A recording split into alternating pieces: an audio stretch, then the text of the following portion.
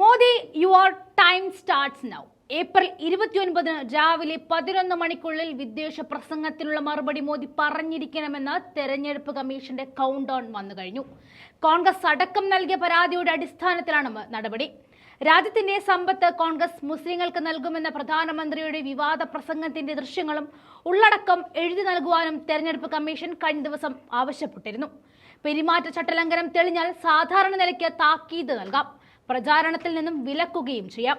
വിദ്വേഷ പ്രസംഗ പരാതിയിൽ പ്രധാനമന്ത്രി നരേന്ദ്രമോദിക്കെതിരെ നടപടിയെടുക്കേണ്ടെന്ന തെരഞ്ഞെടുപ്പ് കമ്മീഷന്റെ പ്രാഥമിക തീരുമാനം. എന്നാൽ എതിർപ്പുകൾ വർദ്ധിച്ചതോടെ തെരഞ്ഞെടുപ്പ് കമ്മീഷൻ നോട്ടീസ് അയക്കുകയായിരുന്നു.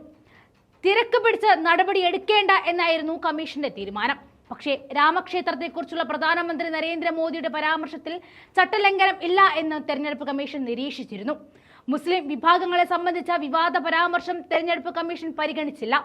രാജസ്ഥാനിലെ ബൻസ്വാരയിൽ നടന്ന തെരഞ്ഞെടുപ്പ് റാലിയിൽ മോദി മുസ്ലിം വിരുദ്ധ പരാമർശം നടത്തിയത്. കോൺഗ്രസ് അധികാരത്തിലെത്തിയാൽ നുഴഞ്ഞുകയറ്റക്കാർക്കും കൂടുതൽ കുട്ടികളുള്ളവർക്കും സമ്പത്ത് നൽകുമെന്ന് നരേന്ദ്രമോദി പറഞ്ഞു. രാജ്യത്തിന്റെ സ്വത്ത് കോൺഗ്രസ് മുസ്ലിങ്ങൾക്ക് വീതിച്ചു നൽകുമെന്നും നുഴഞ്ഞുകയറ്റക്കാർക്കും കൂടുതൽ കുട്ടികളുള്ളവർക്കും നിങ്ങളുടെ സ്വത്ത് നൽകുന്നത് അംഗീകരിക്കാൻ ആകുമോ എന്നാണ് മോദി ചോദിച്ചത്. വിവാദ പ്രസംഗത്തിന് പിന്നാലെ മോദിക്കെതിരെ രാഷ്ട്രീയ പാർട്ടികളും മുസ്ലിം വിഭാഗക്കാരും രംഗത്തേക്ക് വന്നു. വിദ്വേഷ പ്രസംഗങ്ങൾക്കെതിരായി ഇന്ത്യൻ ശിക്ഷാ നിയമത്തിന്റെ 153A വകുപ്പ് പ്രകാരം മോദിക്കെതിരെ കേസെടുക്കാവുന്ന സാഹചര്യം നിലനിൽക്കെ എത്രയും നാൾ മിണ്ടാതിരുന്ന തെരഞ്ഞെടുപ്പ് കമ്മീഷൻ ഇപ്പോൾ വിശദീകരണം ആവശ്യപ്പെട്ടിരിക്കുന്നത്. മോദിയുടെ വിശദീകരണം വിശ്വാസയോഗ്യമായില്ല എങ്കിൽ ഇത്തവണ മോദിയുടെ തട്ട് ഒന്ന് താഴെ വീഴും.